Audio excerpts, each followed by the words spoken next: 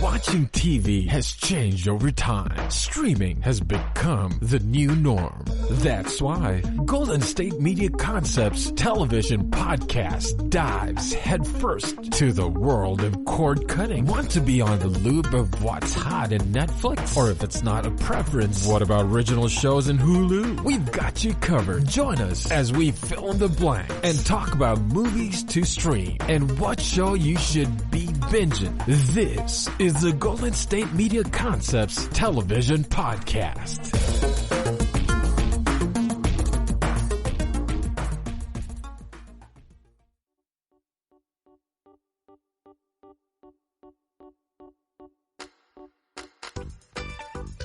All right. Hey, Cole? Man, it's hot outside. Finally, summer's here, or spring at least. Hello, and welcome to another episode of the GSMC Television Podcast. We're part of the mighty GSMC Podcast Network, and I'm your clean-handed and clean tweeting host, Howard Fletcher. I'm, as always, joined by my trusty engineer, Jack the Black Pug, and we are thrilled and elated, very happy, to be here with you once again. If you're new to the show, thank you for giving us a try. We know you have a whole bunch of podcasts and other things that you could be doing right now, and you've chosen to spend your time with us, and we really appreciate that. We aim to please, so stick around, and I'm sure you'll hear something that you like. We want you to keep coming back, so we're going to try our best for that to happen. And if you're one of our loyal return listeners, you know how we feel about you. You are truly the reason that we are here, that I am here, and I'm glad to have you. We have a jam-packed show again for you today.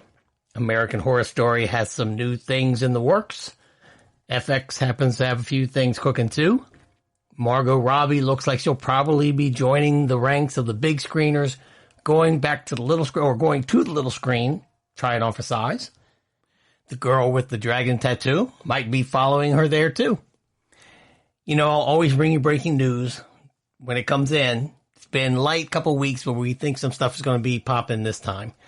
And we have some emails to read. Always love to read the emails. You guys keep on writing me. And I'll be recapping last Sunday's second episode of the Starz series Hightown, which is much better than Creepshow. I'm telling you now. So let's get started with some breaking news. Criminal Minds. Well, it has something to think about.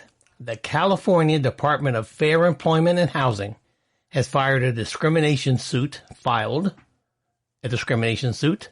against Disney and CBS Studios, alleging that the companies allowed Criminal Minds cinematographer Greg St. John's to get away with sexual harassment for 14 years. According to the suit, St. John's habitually touched men on the groin and butt and kissed and caressed their necks and shoulders. The suit alleges that over the years, more than a dozen men were fired for complaining about this behavior. That's terrible. ABC and CBS co-produced the show, which ran for 15 seasons on CBS. St. John's left the show after Variety reported in 2018 that crew members had repeatedly complained about his behavior, but that management had done nothing about it. The lawsuit, filed in Los Angeles Superior Court, names Disney, ABC Studios, and CBS Studios as defendants. Also named are 4 executive producers on the show: Erica Messer, Harry Bring, Breen Fraser, and Glenn Kershaw, and co-producer Stacey Beneville. Now here's a quote from the suit, or what was filed. The defendant's executive team not only had actual and constructive knowledge of St. John's abusive conduct, they condoned it. The lawsuit states, no necessary steps to prevent sexual-based harassment and discrimination were taken over the years, nor were appropriate corrective actions. Instead, the executives fired anyone who resisted or tacitly evaded St. John's advances or abuse, end quote. The DFEH lost, and that's the Department of Fair Employment and Housing, launched a systematic investigation in March 2019. How do you systematically investigate that? After 2 former employees filed administrative complaints. According to the complaint, St. John's was given an enhanced severance when he was dismissed from the show in October of 2018 in response to the Variety report. Quote, the defendants chose to act in conscious disregard of its employees' rights by ignoring the complaints made by the crew members, the suit states. It was not until the media made St. John's conduct public and threatened their image that defendants removed St. John's from the show.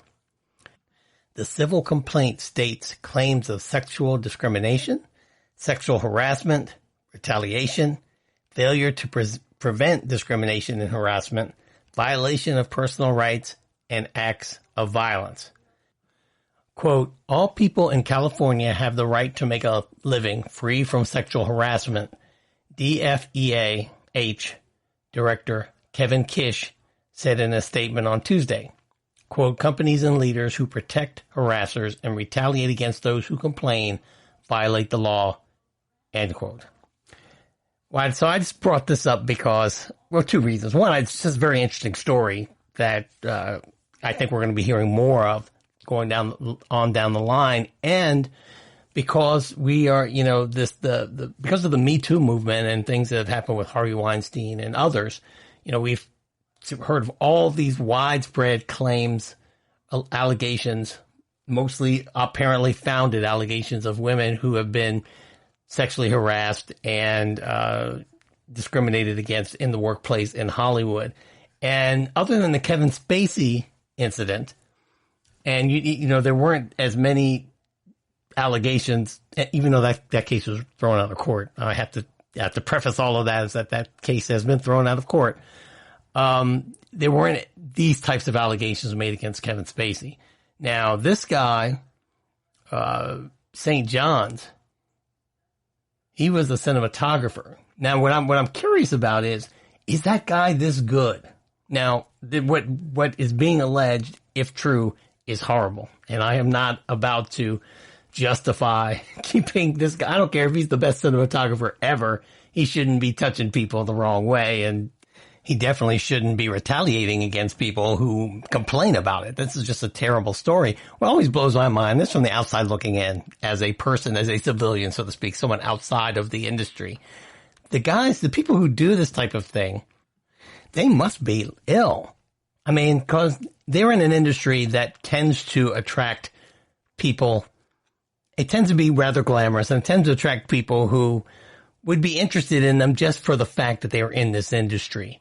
So, you know, if this guy, St. John's, apparently he likes men. He in some way, I'm not going to say he's gay, maybe he's bisexual, but if he is interested in having contact with men, I don't think he would have to work so hard to do that in Hollywood. Obviously, this is something deeper. People like that should not be in this industry, and the studios should definitely not be covering for them. So I'll let you know what happens if I get more information about this case. Sorry to open up the show with such a distasteful story. I got another one, though. Here's some other breaking news about my man Jimmy Fallon. And this one I'm going to talk about a little bit while I still have a little bit of time. Jimmy Fallon apologized after drawing criticism for an old Saturday Night Live sketch from 2000 featuring him in blackface. In the skit, Fallon was portraying comedian Chris Rock while talking to Daryl Hammond, who was playing TV host Regis Philbin. Jimmy Fallon answered his critics on Twitter with this statement. In 2000, while on SNL, I made a terrible decision to do an impersonation of Chris Rock while in blackface. There is no excuse for this, he wrote. I am very sorry for making this unquestionably offensive decision, and thank all of you for holding me accountable.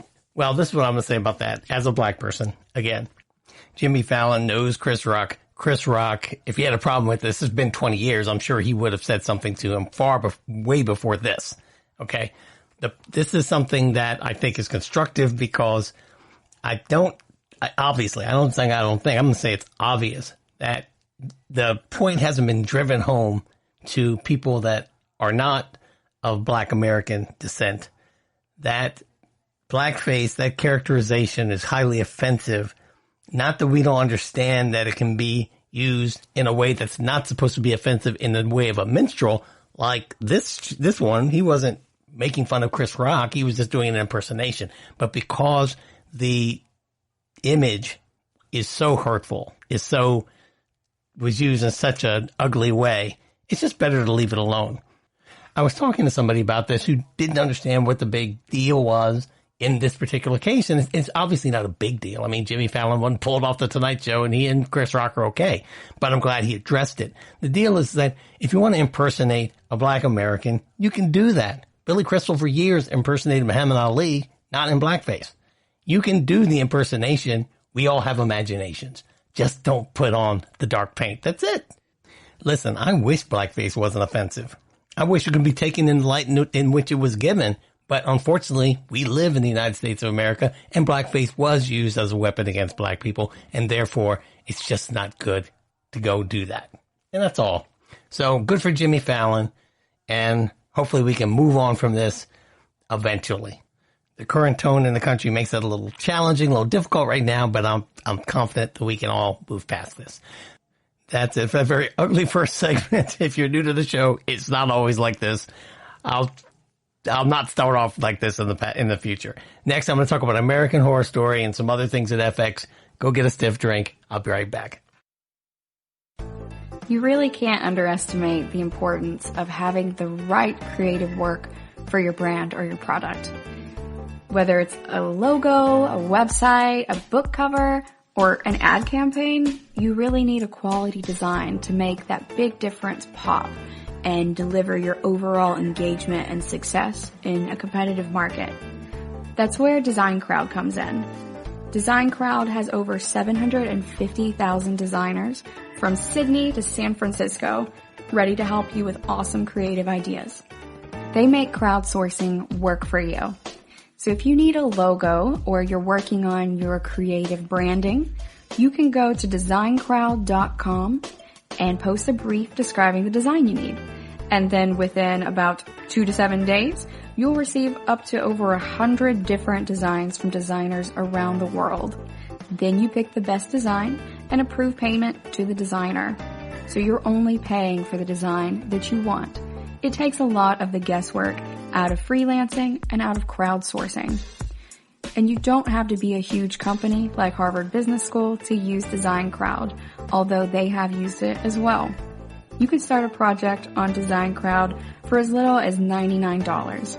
And if you go right now to designcrowd.com/health and wellness or enter the promo code health and wellness on their website, then our health and wellness listeners will receive up to $150 off of your design project. That's designcrowd.com/health and wellness or entering that promo code health and wellness.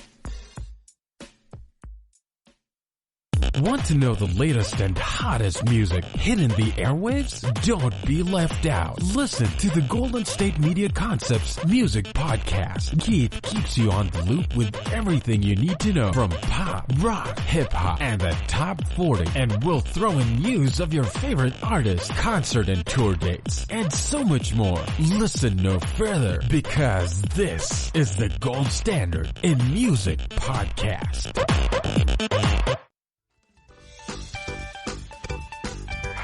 All right. You think anyone's still listening? Yeah, you think so? You're more confident than I am. All right. We are back. It's going to be better.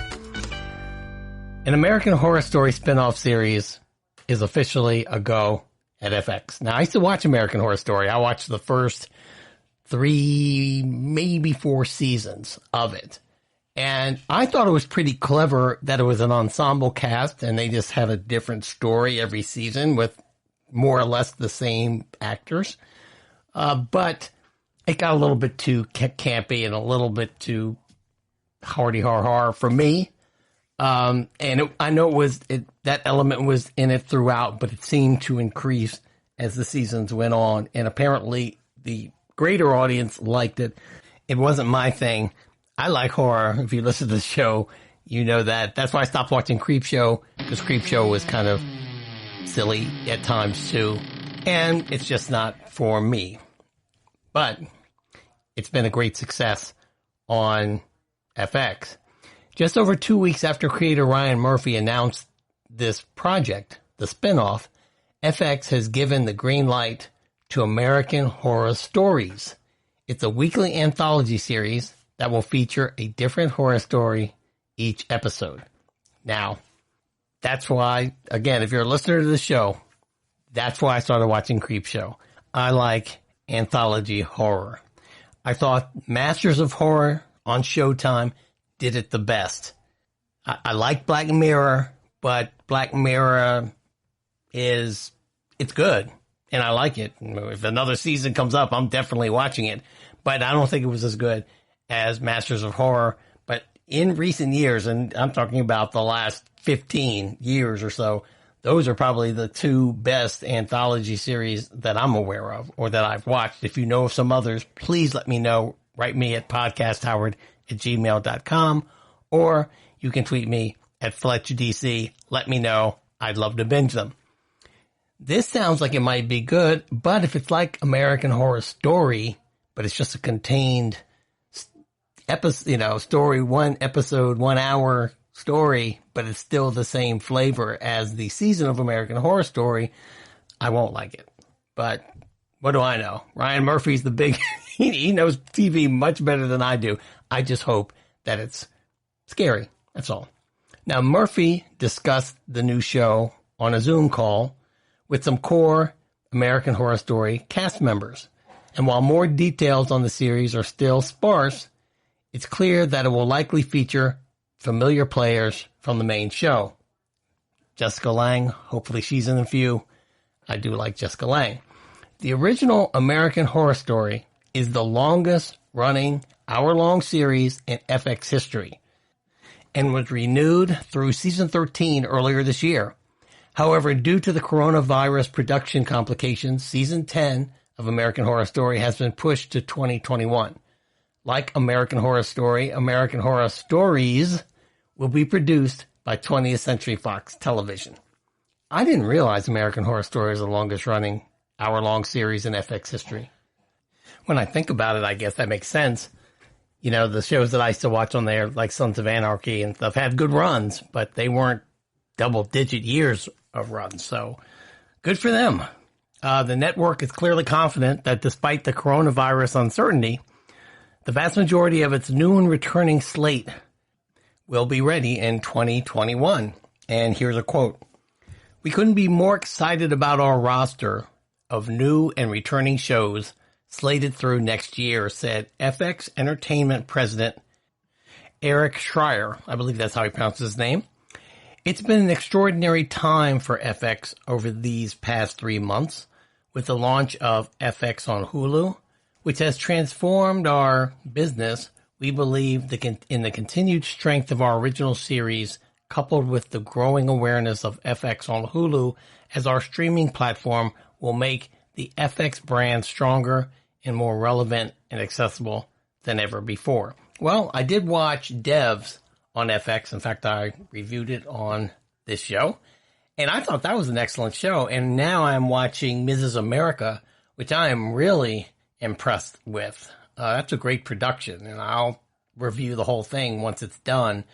But those are the only two FX on Hulu productions that I'm aware of, or at least that I've watched, but both of them are, 5-star shows as far as I'm concerned.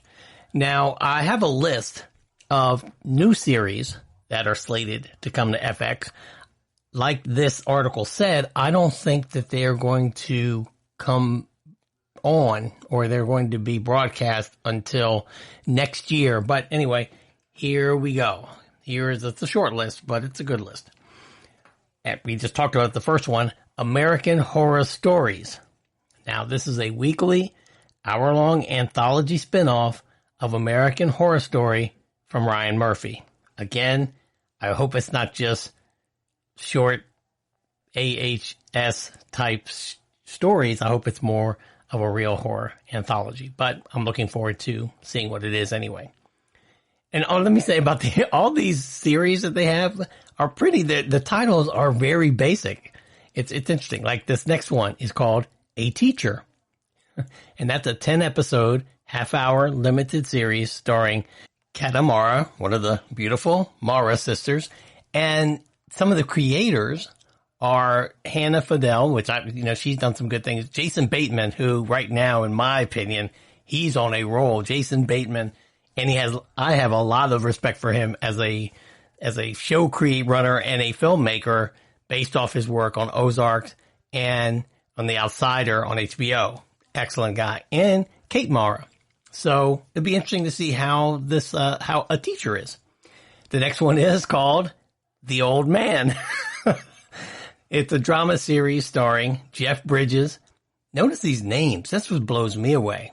There was a time, now, I mean, I'm old enough to know, there's a time when a lot of these folks, they wouldn't have come on television. Now, TV is the place to go. That's where you can really work your craft on TV. So anyway, The Old Man stars Jeff Bridges, John Lithgow, he's been on television for a long time, Amy Brenneman, who I last saw on The Leftovers. I'm sure she's done some stuff since then. She's an excellent actress. And the showrunners are John Steinberg and Robert Levine. But, Jeff Bridges is also listed as a producer. So this is a place where some of these folks in Hollywood can not only work their craft, but also have something to say about the way the show is being made. So that'll be interesting to see. The next show is called Y, the letter Y, The Last Man. It's a drama based on Brian K. Vaughan's acclaimed comic book series. I haven't read this graphic novel. I'm aware of it, but I've never read it. And it stars Diane Lane. And that's going to be interesting to see. I don't know anything about it, though. I just know that Y the Last Man was a popular graphic novel, but I don't know anything else about it. So I'm just going to leave that alone. Love Diane Lane, though. Now, the next one is an untitled B.J. Novak series. It's a half-hour anthology which uses the boldest issues of our times as a jumping-off point to tell a singular, character-driven story about the way we live today. So this is like a Law and Order anthology ripped from the headlines, I'm assuming. Then you have Hip Hop Untold, a docuseries about the power brokers who operate from the shadows of hip-hop from producers Malcolm Spellman, and Jonathan Chin. All right. Hysterical is a feature-length documentary examining the challenging landscape for women in stand-up comedy. That should be very interesting. Pride, a docuseries about the LGBTQ fight for civil rights. That should be interesting. A Wilderness of Error. It's a docuseries about Army Surgeon Jeffrey McDonald, who was sent to prison for killing his family. Geez, that sounds grim. And Jason Blum of Blumhouse Productions, who does a lot of horror movies. He's the guy who is one of the producers of it. So that should be a pretty solid show, regardless of the grim subject matter. So that's it. That's what's happening at FX. And, I've always liked the basic cable stuff FX has been creating and coming out with. I think it's one of the better basic cable networks, and I hope they continue to rise to the challenge. Next, I'm going to talk about a case of cyberbullying, which is something I really don't understand. I hope I get some feedback from you guys about it, and a little news about Margo Robbie. Go get some refreshments. I'll be back in a minute. Don't go away. You really can't underestimate the importance of having the right creative work for your brand or your product. Whether it's a logo, a website, a book cover, or an ad campaign, you really need a quality design to make that big difference pop and deliver your overall engagement and success in a competitive market. That's where Design Crowd comes in. Design Crowd has over 750,000 designers from Sydney to San Francisco ready to help you with awesome creative ideas. They make crowdsourcing work for you. So if you need a logo or you're working on your creative branding, you can go to designcrowd.com and post a brief describing the design you need. And then within about 2 to 7 days, you'll receive up to over 100 different designs from designers around the world. Then you pick the best design and approve payment to the designer.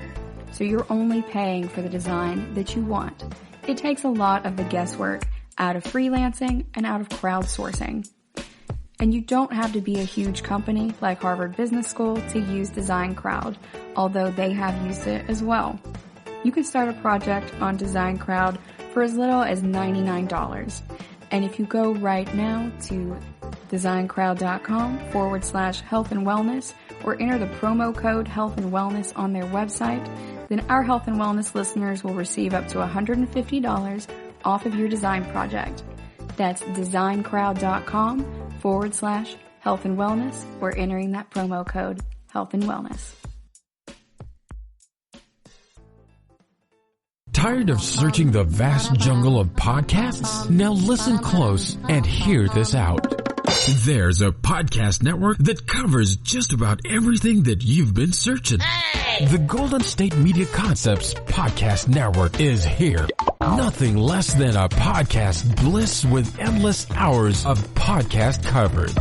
From news, sports, music, fashion, cooking, entertainment, fantasy, football, and so much more. So stop lurking around and go straight out to the Golden State Media Concepts Podcast Network. Guaranteed to fill that podcast itch. Whatever it may be. Visit us at www.gsmcpodcast.com. Follow us on Facebook and Twitter and download us on iTunes, SoundCloud, and Google Play.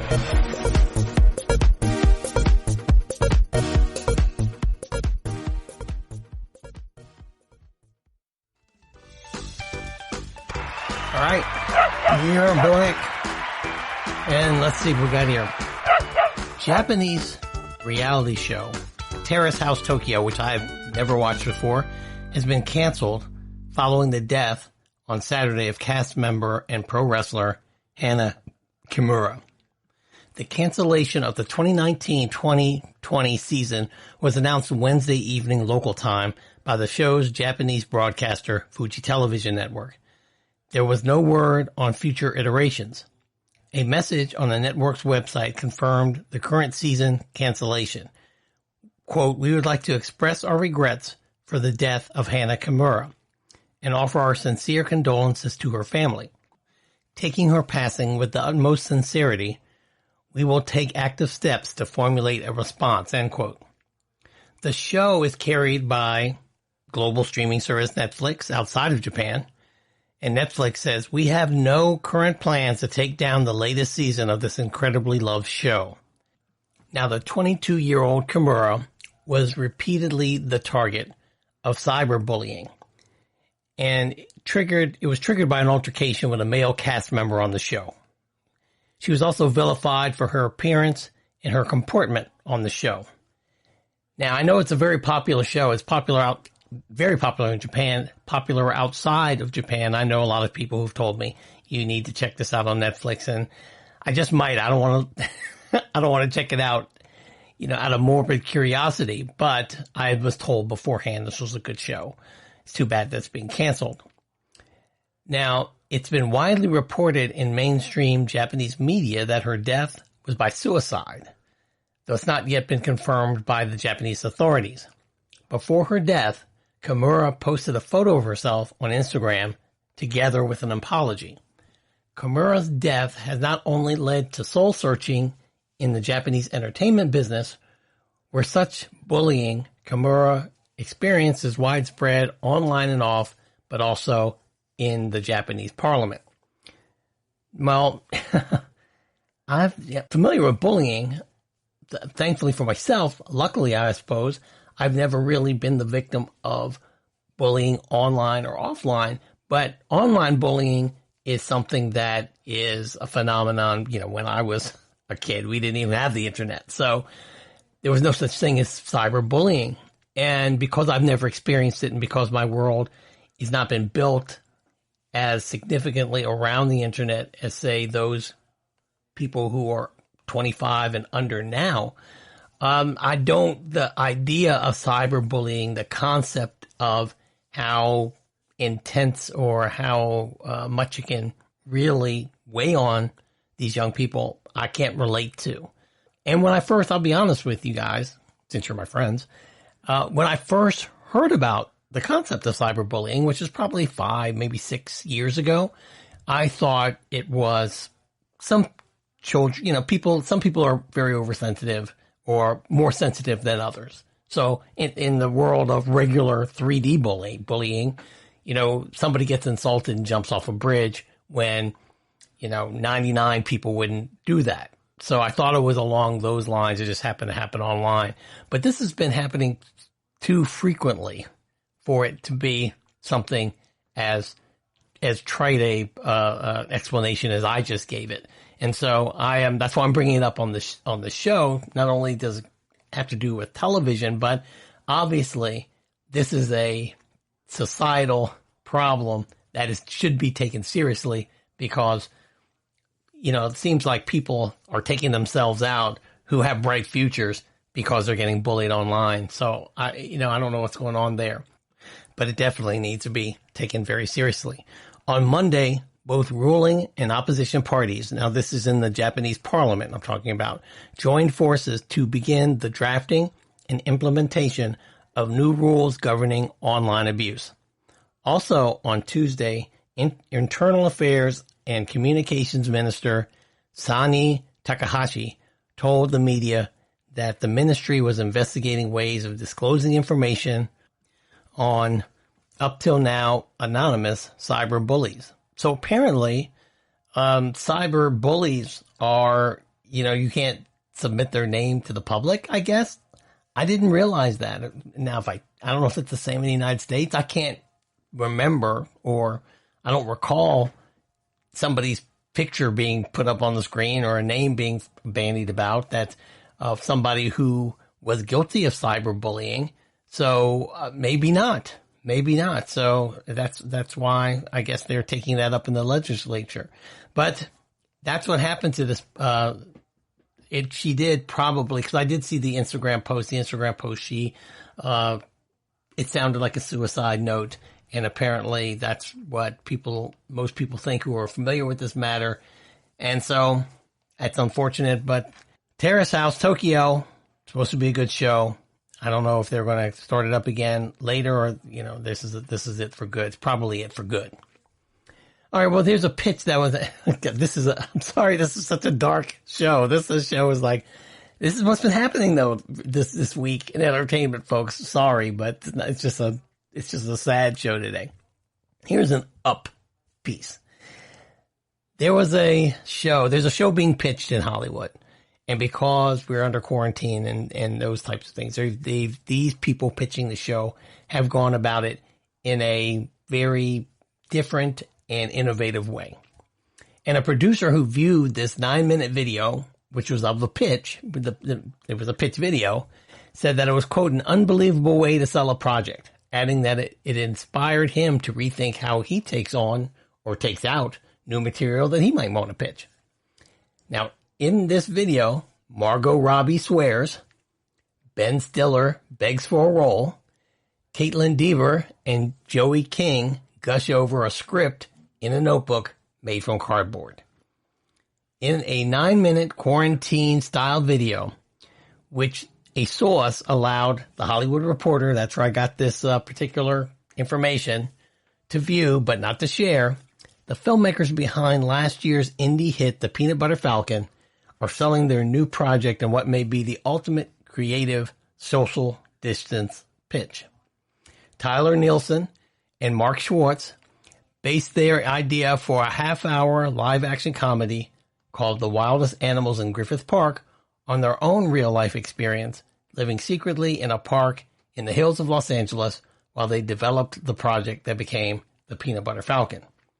The pitch video, now being circulated to prospective buyers, includes photos from that experience when they were in the park, I guess, living wild. Now, in the pitch, the protagonists of this show would be two young women played by Margo Robbie and Caitlin Dever. Now, Margo Robbie's production company, Lucky Chap, they are going to be part of this production team. Again, going back to the previous theme, this is another big screen star who wants to go to the little screen and also have something to do with the production. Even though I know that Margo Robbie had a lot to do with the production of the Harley Quinn movie, so it's not the only way she could produce something. She produced that film, was one of the producers of that film. Anyway, this pitch shows laptops mounted on a wall featuring live video of Margo Robbie, Dever, and King as they interact and share their vision for the half-hour live-action show. Now, they have an audience of cardboard cutouts depicting Netflix chief Ted Sarandos and Amazon's Jennifer Salke, among other potential buyers that are applauding enthusiastically. So they all want this thing. And in a landscape where Zoom pitches have become the new normal, this innovative pitch for the wildest animals in Griffith Park shows innovation as creators and producers look to break out from the pack. Now, the executive who talked to the Hollywood Reporter under the agreement of anonymity said that it was an amazing, unbelievable way to sell a project, and I'm 100% sure this will sell. It's just a fun way to hear a pitch. Now, other sources have told the Hollywood Reporter that the video has landed the Wildest Animals team follow-up meetings with premium cable channels and streamers. The series is expected to generate multiple offers, given the stars and creatives attached. I only wanted to bring this up, but one, the pitch was very interesting, but my main reason for bringing this up is that here you have Margo Robbie, who you could probably say is at the peak of her career, the prime of her career. I don't want to put limitations on her, but she's certainly in the prime of her career, and she is pitching to get onto the little screen. That is how influential television has become. And it's become even more influential, I believe, since the theaters have closed down. I think more and more people in Hollywood and who make motion pictures and shows are going to be looking toward getting in the streaming realm more so than making big budget motion pictures. Next, I'm going to talk about the girl with the dragon tattoo and some other things. And we have some emails coming up. We'll be back. Don't go away.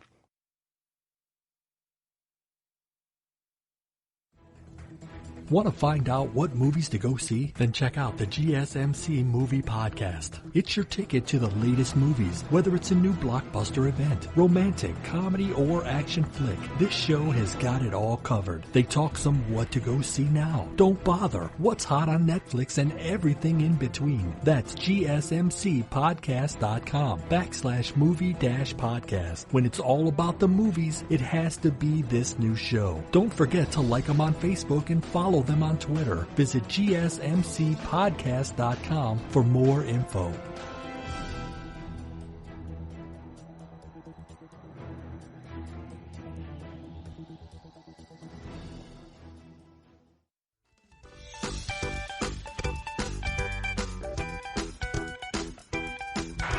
All right, let's be up this segment. It's going to be an up segment. It's going to be a happy one. Amazon is developing a series centered on Lisbeth Salander, the character created by Stieg Larsson for the so-called Millennium books. The project, which is currently titled The Girl with the Dragon Tattoo, will not be a sequel or a continuation of the story from the books or the films into which they were adapted. It will instead take Salander and place her in today's world with a wholly new setting, new characters, and a new story. No writer or lead actress is currently attached to the series. Andy Harries, founder and CEO of Left Bank Pictures, will executive produce along with Rob Bullock. Amazon Studios will produce in association with Sony Pictures Television.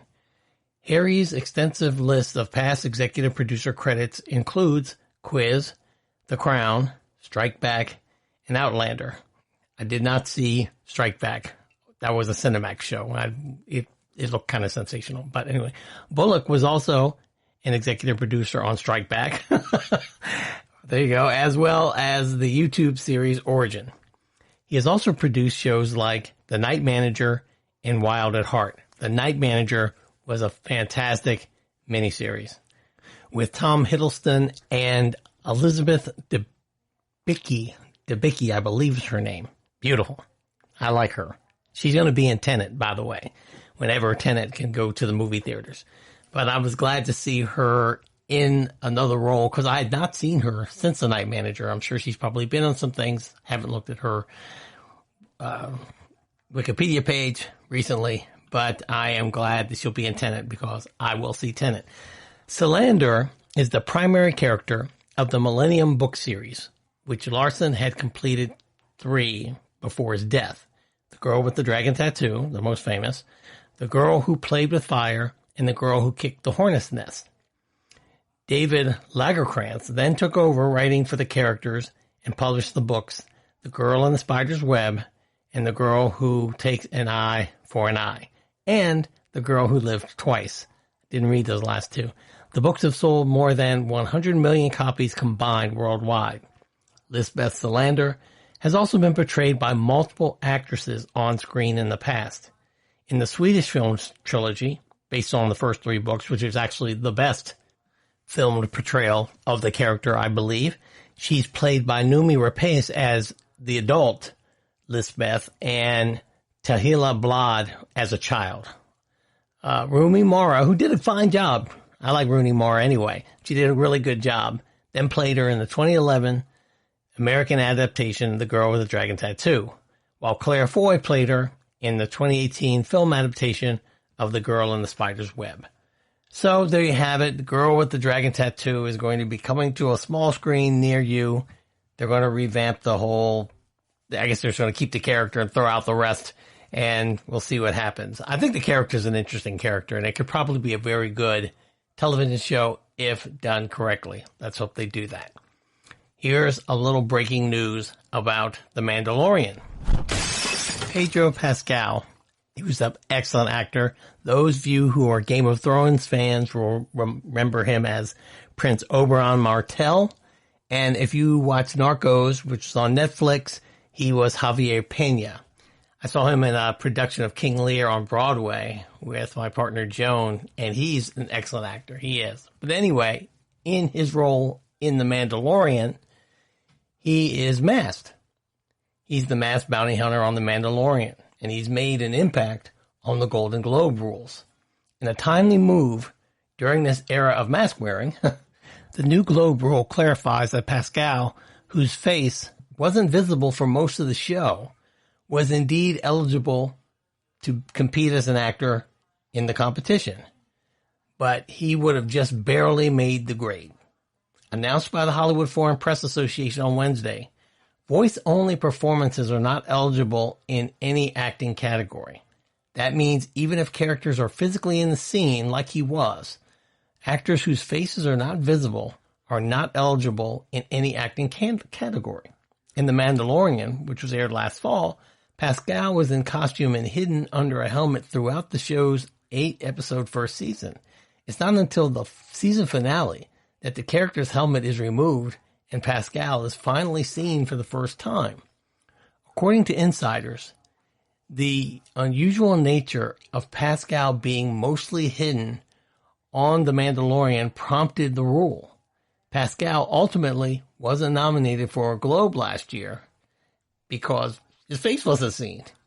But the unusual nature of his eligibility led to the Hollywood Foreign Press Association to clarify whether or not actors whose faces are completely hidden can compete.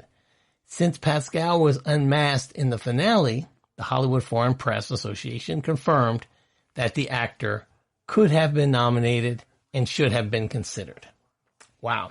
Well, sorry, Pedro. I didn't watch The Mandalorian. I saw the first episode, but I don't have Disney Plus, and I didn't see them all. I'm sure he did a fantastic job. I know the series got a lot of accolades. He's just a great actor. I'm really impressed by him. And, not to sound highfalutin, as they say, but when I saw him in the role in King Lear, he played Edmund, the bastard son of the Earl of Gloucester. Frankly, I didn't recognize him probably until maybe the second act. I just did not expect to see that actor in that role. And when I realized that it was he, I was blown away. He was nothing, as you can imagine. He was nothing like Prince Oberyn, and he was nothing like Detective Pena in Narcos. So I was very much impressed by his acting skills on the stage, and I'm sure he did a fine job in The Mandalorian, even if you couldn't see his face. Another rule change that was announced on Wednesday expanded the Globe's voter pool. Lifetime members of the Hollywood Foreign Press Association may now vote. However, there's nobody who is eligible for a lifetime status at this time. To qualify, members must be currently active for at least 40 years, or have been previously active for 30 years. They must also be over the age of 75. Damn. I mean, they're not making it easy. Well, they should say first, you have to survive. Then if you fulfill this other criteria, then we'll give you a vote. Among other TV changes, the Hollywood Foreign Press Association has added the term anthology to its limited series TV movie category names. The move follows last year's decision to add anthologies, a series of separate and distant stories based on a common subject or theme that do not tell a complete, non-recurring story, to its list of programs eligible for Globes. That includes Netflix Black Mirror, Amazon Prime's Video's Modern Love, and CBS All Access's The Twilight Zone. Now, okay. These Golden Globe rule changes and clarifications were decided before the COVID-19 crisis. The Hollywood Foreign Press will consider additional changes if needed because of further disruptions caused by the pandemic. The award show is currently decided by a small group of about 85 journalists who cover Hollywood for international outlets. In comparison, about 8,500 members of the Academy of Motion Pictures, Arts and Sciences can vote for the Oscars. The Globes already announced that it will consider films for the Globes if they streamed first before a theatrical release because of movie theater closures. A date for the 2021 Golden Globes has not been announced. Tina Fey and Amy Poehler are set to return as co-hosts. Well, there you have it. So if you live for a long time and you've been a member of the Hollywood Foreign Press Association for a long time, you get a vote. I didn't think that would be controversial. Imagine, as a matter of fact, if I showed up at 75 and they didn't let me vote, I would raise hell. I'm sure. And they just said nobody even qualifies for it now. So I don't know why they made that rule change, but I guess somebody's creeping up on there. So they figured they better make the change.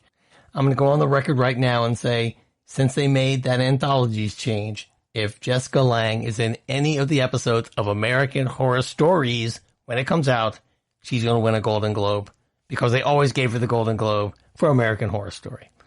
So next, we're going to read our emails. I got a couple really good ones I want to read. And then later on in the show, I'm going to review Hightown for you. Hightown's a pretty good show. I think you should watch it. Go get a refill. Don't go away. Golden State Media Concepts Sci-Fi Podcast. Together we dive into the world of sci-fi and science fiction. From episodes of Star Trek, Star Wars, to The Walking Dead, Resident Evil, all the hot new science fiction movies from the backdoors of Margo or DC. The Golden State Media Concepts Sci-Fi Podcast. You'll never look at science fiction the same way again.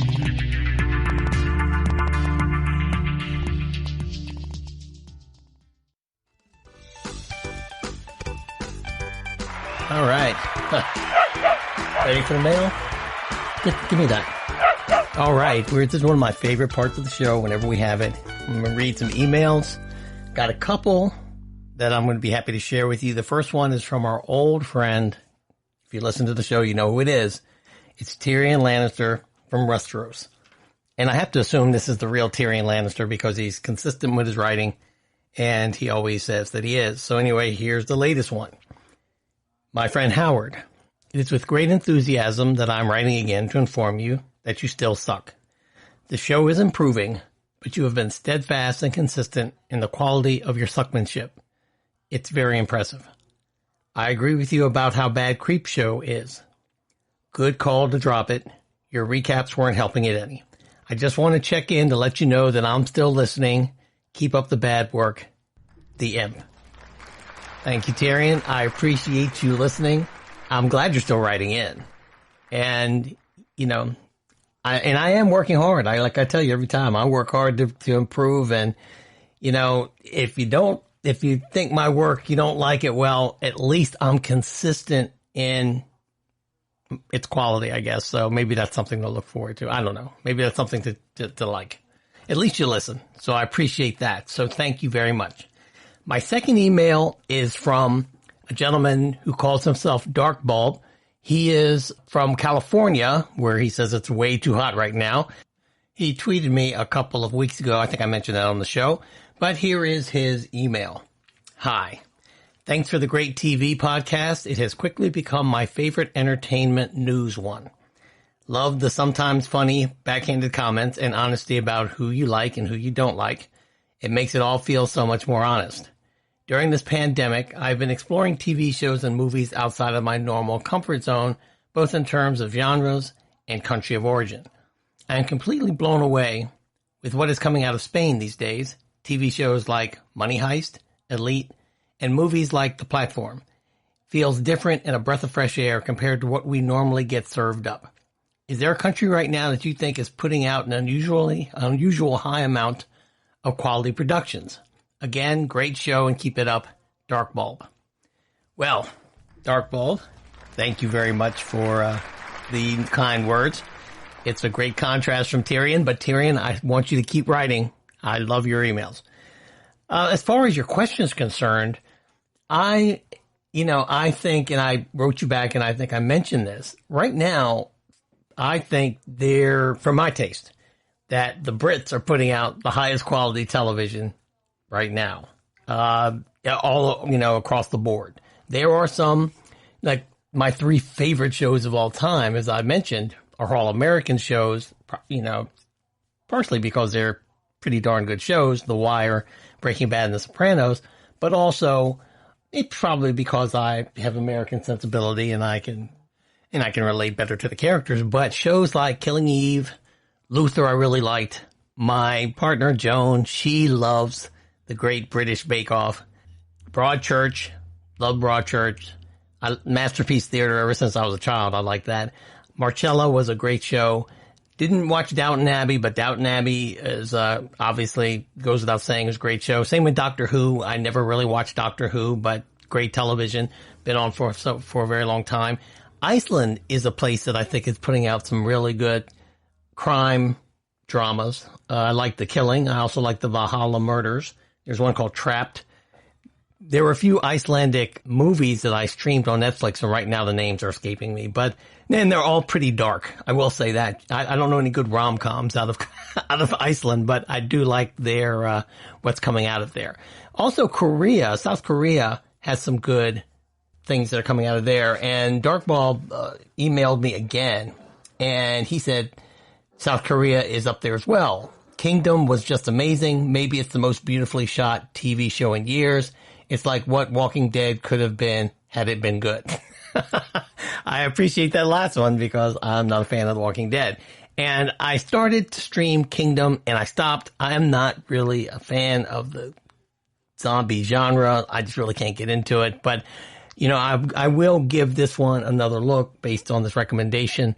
And I would like to, there's a lot of zombie shows out there. If there's one that I could watch, I'd be happy to do so because, you got a lot to choose from, but zombies just don't do much for me. One more thing Dark Bulb said is that he mentioned Nat Geo's new show, Barkskins. He says it's phenomenal. So many famous faces keep popping up in smaller cameo roles, excellent storytelling and cinematography. He's watched the first 2 episodes. I did see the commercial for Barkskins on, I think it was when I was watching Hightown on Stars, so I think I probably might look for it. No, it couldn't have been Stars. There were no commercials for it. I don't know where I saw the Barkskins commercials. But anyway, I do think I'm going to give that one a look. So thank you very much, Dark Bulb, for your emails. Keep them coming. And I will try to give Kingdom a look-see. And while I still have a little bit more time left in this segment, I guess I wanted to know if anyone out there wanted to watch that space launch or that rocket launch that was going to happen in Florida. I'm recording this on Thursday. It was supposed to happen Wednesday, the 27th. And at the last minute, they scrubbed it because of the weather. Now, I'm bringing this up because I'm of a generation where I see a lot of space launches, a lot of rocket launches. When I was a child, when I was, very young is when we landed on the moon. Rocket launching for the moon or for orbiting the Earth or even the space shuttle, the first and several space shuttle launches used to be almost appointment television. Now, when I was really, when I was young, I think we landed on the moon. I guess I was probably like 4 or 5. And I think it was 4. And my dad made us sit and watch the space landing. Now, I had no idea what we were watching, and I was extremely bored. And back then, the communications between the astronauts and mission control were... So I just didn't understand it. And it was, the Saturday morning cartoons that were supposed to be on weren't on. So I was just bummed through the whole thing. I'm glad he made me sit and watch it because I can say that I saw it, which I did. But I didn't really grasp how important it was. So I'm wondering if today there's so many advances and so many fantastical things we've seen as far as technology is concerned, if people are even interested in watching this space launch the way we used to be back in the 70s, the 60s, late 60s and the early 70s, and maybe even going into the 80s with the space shuttle. I am, of course, I'm of that generation. I am. And so I plan on watching the next one, which is supposed to happen on Saturday. This podcast is supposed to drop on Friday. If it drops on time, hopefully the suits out in California will get it up and you'll hear this before then. But Saturday is when it comes. Hopefully the next show I'll be able to mention that I did catch the SpaceX flight. That's the other thing that's kind of interesting about this one. It's going to be a commercial launch, which is different than just the good old NASA launches. But we'll see what happens. So I would suggest you all watch these space launches because trust me when I tell you that you're not going to see anything else like this, even though we see some tremendously crazy things through CGI and in the movies. There's nothing like seeing the real deal. So please watch it if you can. Next, I'm going to go over Hightown, the second episode. I'll give you my thoughts about it. It's not the strongest show, but I'm glad I'm watching it instead of Creepshow because I did catch this latest episode of Creepshow, and folks, it's getting worse. I just cannot believe that they made this show. And if somebody's giving it good reviews, God bless them. That must be who it's for. It's not for me. The show sucks. And very seldom on this show am I going to tell you it's a waste of time to watch a show. I think you're wasting your time if you watch Creepshow. Anyway, I'll be right back. Go get a pizza, and let's talk about Hightown. See you later. Are you tired of the same old news? Are you sick of the seemingly endless political spin and negativity? The GSMC America's Still Beautiful podcast is a weekly news podcast covering all the top positive and uplifting news stories. We cover stories that will inspire, uplift, and remind you of the good in the world. Tune into the Golden State Media Concepts America's Still Beautiful podcast to get all the great and positive news stories of today. Download the GSMC America's Still Beautiful podcast on iTunes, Stitcher, SoundCloud, Google Play, or anywhere you find podcasts. Just type GSMC in the search bar. All right, last one. Hightown. Okay, this is going to be just a quick recap of the second episode of Hightown. I wrote a little something up, and I'll just take some breaks and interject my little 2 cents on the plot. Episode 2 of Hightown begins with Jackie continuing rehab and chatting up one of the women and getting hot and heavy with her in the hallway, which was an interesting scene. Afterwards, Jackie riles up the other women in the group by telling them that getting sober is easy. Bethany, who is somebody who is in IMDb, and Jackie has a mild friendship with her, or at least an association with her, so maybe she's going to come back into the plot. Bethany and her end up at blows through thanks to Jackie's attitude, and so the therapist kicks Bethany out of the program for putting hands on Jackie, and that's that. That evening, Jackie sees the picture of Krista. Krista is the girl who is missing, who's the friend of the girl who got shot in the first episode, up on the wall, and realizes that her necklace is the same one found on the dead body, the girl who got shot at the beginning of episode 1. Intent on getting answers, she puts the flip dip on the receptionist, and she manages to check the computer, where of course she can just get in. People on TV shows kill me with that. They just can blow past any type of passwords or any of that. And she finds the discharge notes for Krista, along with her emergency contact details. Meanwhile, Ray, the cop, continues his investigation and heads down to the docks to try to get answers. Those answers bring him back to the station where he runs through details surrounding Renee. Renee is the stripper that he is trying to work his case with, who also happens to be the girlfriend of the big criminal in the show. Heading up to see her while she's in the middle of a field trip with a group of kids. You know, stripper mom with the kids. And he busts in. He asks her, he asks her like a 5-minute conversation to go undercover for him. And she begrudgingly agrees. Now, if you remember in episode 1, her boyfriend told her to get real close to the cops. So I'm sure that's why she agreed. Junior is the guy who's sober, who was working on the ship. He's a fisherman. Junior delivers a speech to a group of inmates about being alcoholic. Within attendance is Frankie. Frankie's the criminal who is Renee's boyfriend, who approaches Junior after his motivational rally and discusses their arrangement. He tells Frankie that he's done. He's done doing the, dealing drugs. And he mentions the bodies, in quotes. So we don't really know about the bodies, but he mentions the bodies.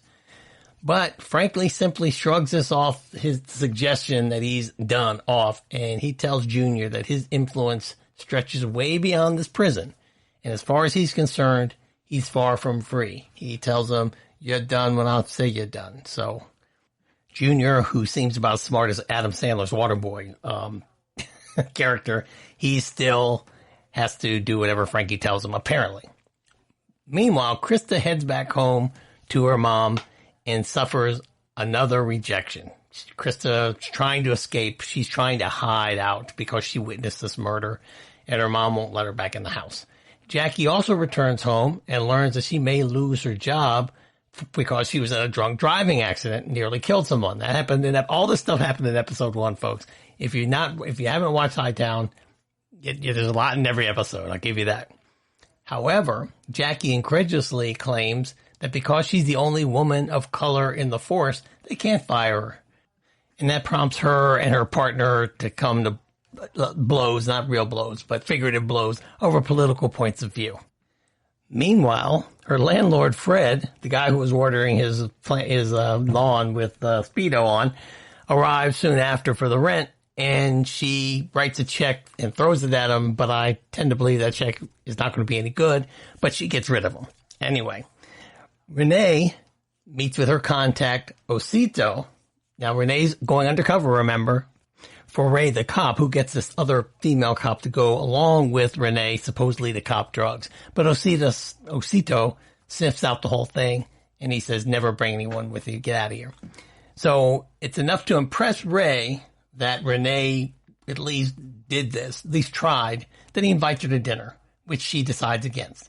Instead, Ray follows her back to the strip bar where he sees Osito's car parked outside. Inside, Osito asks for a lap dance, and then he presses Renee on who the contact was. Who was that woman you brought to buy drugs from me? But she manages to deflect the questions, and, she just kind of curses Osito out, and she gets out. After a sober night at the bar, Jackie wakes up next to a girl. She's brought home and begins researching leads. Now, Jackie, remember, she already messed with the girl in rehab earlier. Now she picked up a girl at the bar.